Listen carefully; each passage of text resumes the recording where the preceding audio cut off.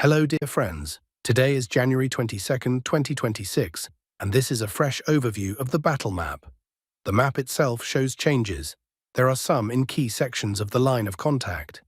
First and foremost, this concerns the Zaporizhzhia direction. There are also changes unfavorable for the Russian army in the Pokrovsk direction, and there have been slight adjustments in the situation around Vovchansk. On other sections of the front, there are mostly just news reports without significant shifts in positions. And, as usual, we will start with the international agenda. Putin unexpectedly responded to Trump's proposal to create the Peace Council. According to Trump's plan, this Peace Council is supposed to help resolve the conflict in the Gaza Strip. The US authorities have asked countries wishing to obtain a permanent seat in the International Peace Council for the Gaza Strip to contribute at least $1 billion. So what did Putin say in response? He said that Russia could allocate $1 billion to this Peace Council, but not from the budget, rather from frozen Russian assets that were seized under the previous US administration. This is quite an interesting multi-step move. As you know, Trump is now actively promoting the idea of peace. He constantly talks about the need for a peace agreement between Russia and Ukraine, and claims that today, more than ever, both sides are as close as possible to reaching an understanding. However, one must not forget that the main sponsors of the war in Ukraine remain the United States of America. Over 80% of the weaponry comes precisely from the US. Moreover, American intelligence actively supports Kharkiv, and arms deliveries are carried out through proxy mechanisms, via Europe. Europe first purchases weapons from the US and then sort of resells them to Ukraine. Therefore, many have started to think that the main sponsor is Europe, but in reality it is not. It's not Europe. As soon as the United States tells Kiev to give up territories, Kiev will, of course, give them up. Donbas, Luhansk region, as well as Zaporizhzhia and Kherson regions. And everything Zelensky says is, to a large extent, just performance, a play for the audience, a demonstration that he supposedly does not agree. It would be enough for the US president to say that peace must be made, and Zelensky would go for any deal. What do you think about this? Be sure to write your opinion in the comments, and now we'll move on to the map. But before we begin, I would like to sincerely thank everyone who subscribed. Yesterday, many new people joined the channel, and you are seriously helping the project grow. Huge thanks to everyone who subscribes. And now, let's return to our theater of military operations. We begin today's briefing from the north, from the northern part of Kharkiv region. Here, over the past 24 hours, movement has been recorded by our troops on the Vovchansk section of the front, particularly near the village of Kharkiv. The units of the Seva group managed not only to enter the settlement, but also to gain a foothold in its northern part. If you remember, a few updates ago, we discussed exactly this scenario, that the next stage here would be the start of battles directly for Kharkiv. Well, that's now confirmed.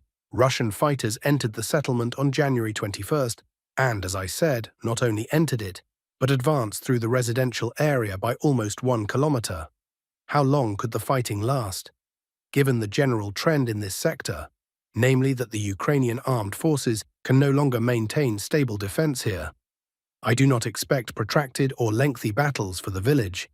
I assume it will take a week and a half at most, 2 at the extreme, before Kharkiv comes under full Russian control. What will this give next? It will open the opportunity to reach the highway and the village of Semyonivka, which will create conditions for further pressure on Verkhnya Pisarivka.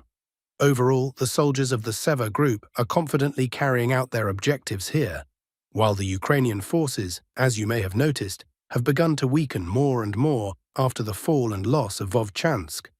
Apart from the Kharkiv area, footage from the so-called Vovchansk hamlets has also been received. Our units are advancing there as well, and fighting is already taking place practically in the center of the settlement. But I'll note separately, in this area, Ukrainian forces are offering quite stubborn resistance, and this section is proving tougher than the Kharkiv direction. Drones in the sky, by the way, are just in enormous numbers. Our fighters face this daily, and there are also massive numbers of drones in the Vovchansk hamlets area, so progress is quite difficult. But it continues, and ultimately, the Ukrainian forces still will not be able to hold the settlement. Moving on, what else happened on the front line over the past day? In fact, no additional advances confirmed by objective control footage were recorded. But still, it's worth saying a few words about the Kostyantynivka section. What is happening there now, and how soon might the city fall? There is no doubt that in the current year, Kostyantynivka will be taken by the Russian army. In terms of timing, I think we're talking about summer, although it could happen sooner, because the situation for Ukrainian forces here is deteriorating rapidly, and even their own military analysts are beginning to sound alarmed. What are Russian units doing now? Essentially, they are performing the so-called preliminary work, operating on the flanks to avoid getting drawn immediately into severe and exhausting urban combat. And we move on to the Dobropillia salient. There are changes on this sector, and serious news has arrived that is significant for the Russian army. Changes have been recorded near the settlement of Dorozhnya. It was from this point that video footage confirming the information came, and Russian sources report the following. Servicemen of the Russian armed forces came under shelling by Ukrainian forces on the railway line leading to Dobropillia. At the same time, Russian forces expanded their control zone west of Dorozhnya by more than 1 kilometer toward the settlement of Dobropillia.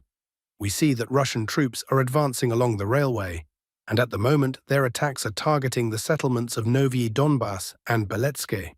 Most likely, Russian units are trying to bypass Novyi Donbass, encircle it partially, and then proceed to storm the settlement. Taking Novyi Donbass would make it possible to approach Beletske both from the northern outskirts and from the eastern side. Therefore, we continue to closely follow the situation developing in this sector. All territory marked in red as of today has come under full control of Russian forces. And now, let's move to the settlement of Toretsk. Reports are coming from there that Russian troops are conducting assault operations near Toretsk. However, a very strong Ukrainian defensive line has been established here, and Russian units so far have not managed to make significant progress.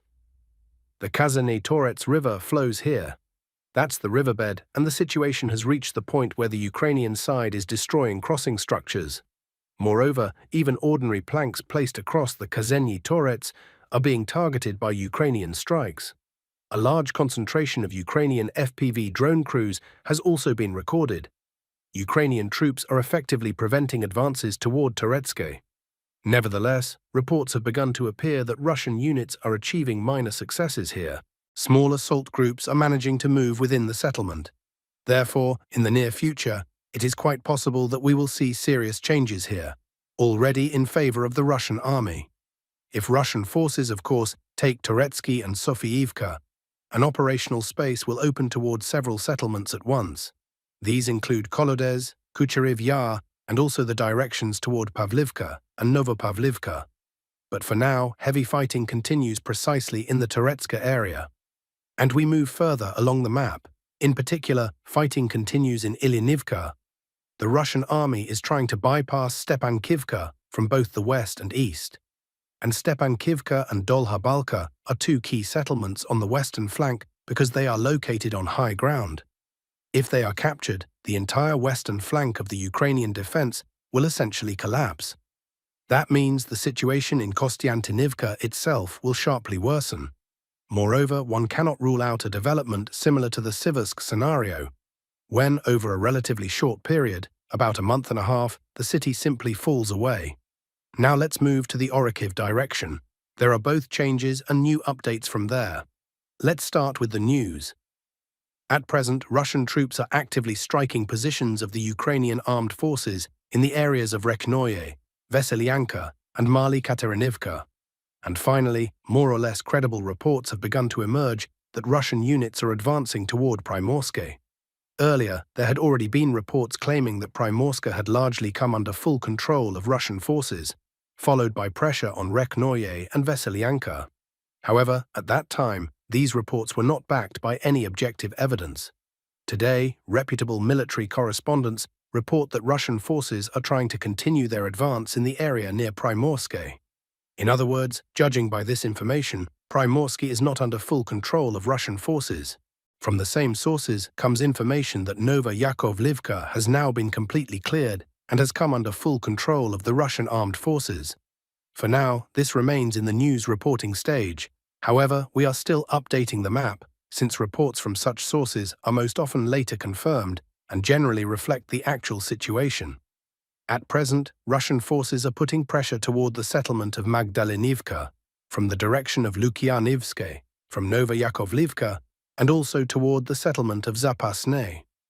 Reports are also coming in that after capturing Magdalenivka, assault operations are being prepared toward Rekhnoye and Veselyanka, because Magdalenivka is currently the main settlement preventing an advance toward Veselyanka and Rekhnoye. Earlier, many expected Russian troops to expand their control zone toward the supply road to Orikhiv, that is, to move in that direction. But today it is said that the Russian side will nevertheless focus on clearing and storming Magdalenivka, then Zaporizhzhia, and only after that begin an advance on Rekhnoye and Veselyanka from two directions. After that, it will become clear where exactly Russian forces will continue their movement. For now, these are the reports from this sector. Now let's move on to Orikhiv.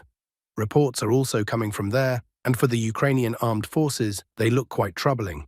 The Ukrainian forces launch counterattacks in this direction every day, specifically in the areas of the settlements Mala Tokmachka and Novodanilivka. However, they have achieved no noticeable success and are suffering losses in manpower. Also yesterday we discussed the fact that confirming footage appeared from this location, and today we made map updates because yesterday I simply didn't have time to do so. Russian sources report the following. Servicemen of the Russian armed forces came under attack from a Ukrainian drone in Bilohirya. At the same time, Russian units advanced more than 1.5 kilometers within the settlement and took new positions in the western part of the residential area.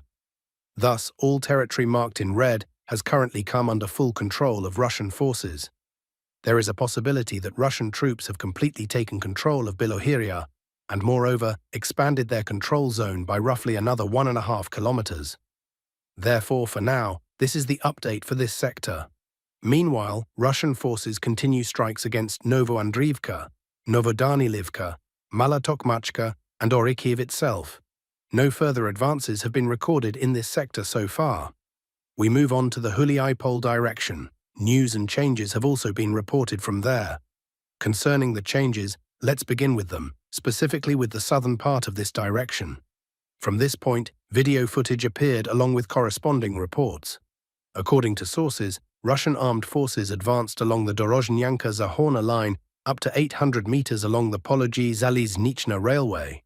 The forward position of Russian troops came under shelling by Ukrainian forces.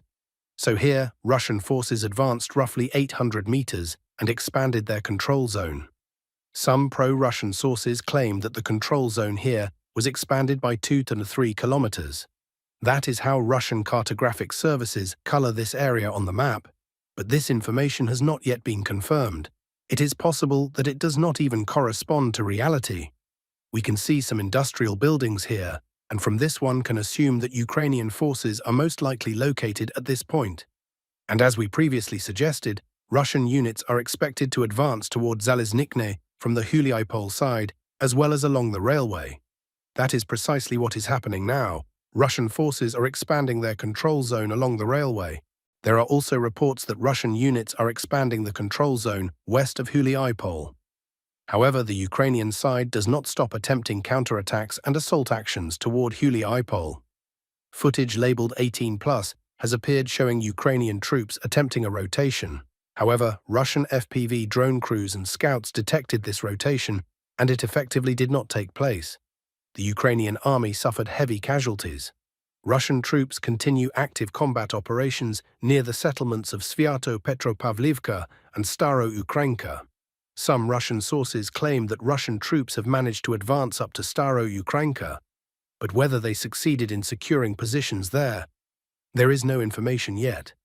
Let's move a bit higher up the map. In the Vozdvizhenka direction, Russian forces continue expanding their control zone. Yesterday, we colored the map like this. This entire territory has come under full control of Russian forces. Reports also state that Russian troops have expanded their control zone west of the settlements Varvarivka and Dobropillia. Here is Dobropillia, and Russian forces are expanding the control zone west of this settlement. Expansion is also being recorded from the Varvarivka side. No confirming materials have yet been received for either Varvarivka or Dobropillia, but the previous version of the map already marked this area as under Russian control. It is possible that Russian sources are referring precisely to this advance and this expansion of control. Someone may have received confirming material and decided to make that information public. Nevertheless, Russian forces continue to strike Ukrainian armed forces positions in Vozdvizhenka. FPV drones and artillery are actively operating here. But I repeat, you've already seen this in the footage I showed you. There is an enormous number of birds in the sky, so you still won't see any extremely rapid rates of advance here. Everything is being seriously slowed down by the active work of enemy drones, and the soldiers face extremely difficult conditions, both while moving forward and while holding their positions. Overall, January, and I think you can notice this from the reports, is clearly falling behind December and especially November, which was record-breaking in terms of progress. But that was predictable. Back in November, I warned that the pace would slow down, and this was inevitable. Primarily, this is due to the season. Right now, there's no vegetation cover, and even if you see tree lines, in reality, you can no longer hide from drones there because there's no leafy canopy that could at least partly conceal you. This means it's much harder to concentrate troops, to dig in, to cover artillery, and to camouflage positions. That's why the pace slowed in winter 2024, in 2025, and this year is no exception. It would be naive to expect that the pace in winter would remain at the level of summer or autumn.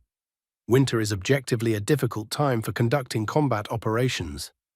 And the most important thing, what should definitely not be done, is to rush the soldiers or try to pressure them. They're already risking their lives every single day. Well, that's all for today regarding the situation on the front line.